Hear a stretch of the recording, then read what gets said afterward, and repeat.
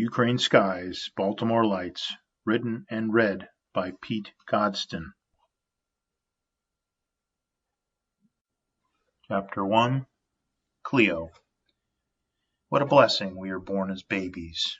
We are perplexed in a totally new environment, a very dangerous environment. Helpless little babies can't run off and get themselves into trouble, can they? Our mothers' bodies have an allergic reaction, finally. And out we come. Well, perhaps it isn't as simple as that, ask any mother. Except in the early 1700s, in a cave in Ukraine, a woman was born fully into adulthood. It was dark, very dark, candles flickering, making everything appear a bit brown. My God, Bоже mой, to be precise, one of them had said, she isn't wrapped. Aren't they always wrapped? The other man had responded, how long has she been here? Supposedly hundreds of years? But this girl must have been buried a few weeks ago. Someone has played a prank on us, said the first man before she opened her eyes. When she did that, however, both men went silent, and their eyes appeared to grow an extra size.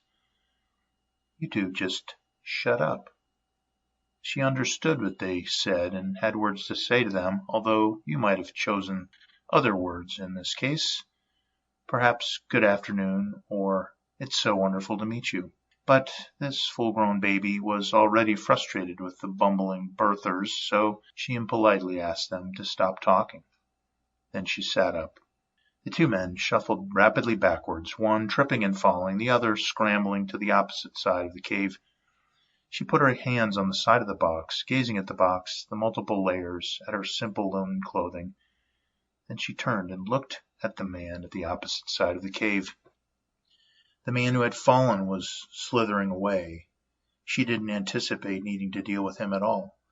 But this other man, the one with the torch, she would need to deal with him. She jumped to his side and gripped his neck, pinning the hand with the torch to the wall. What are you doing, disturbing my sleep? She asked him. He tried to knock her hand away from his neck, but of course he was unable to break her grip. He coughed, managing to say, the Tsar.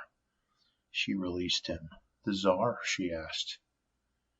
Yes, the Tsar wanted ground mummy. They say it has...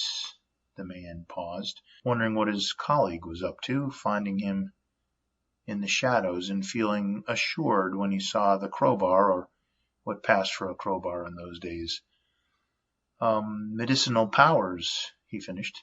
Okay, that was silly. Around the turn of the 18th century, people did really think that ground mummy had medicinal powers. For centuries, the very existence of mummies was beyond the awareness of everyone, then beyond the awareness of all but the most educated.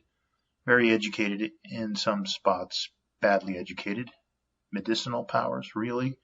In any event, this flunky from Tsar Peter the Great's court probably believed it, and this instant, gripped by someone alive, not a mummy, he hoped the woman choking him hadn't followed his glance, because he was frightened. His colleague had a crowbar, but how effective would that clumsy oaf be swinging that? Also, this woman had jumped from her box to his side, a jump spanning the cave, and seized his neck in a grip he wasn't able to break.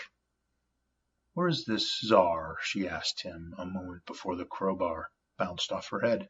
She turned to his colleague, annoyed. She took a step toward her attacker, caught his arm under the elbow, and drove her other hand into his chest.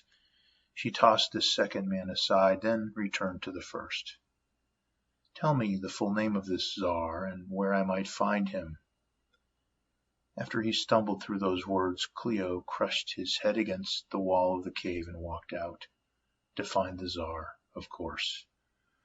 Outside the crypt, she saw glowing orbs. She ignored them, walking down the steep hill across rocks and rubble, but they followed her.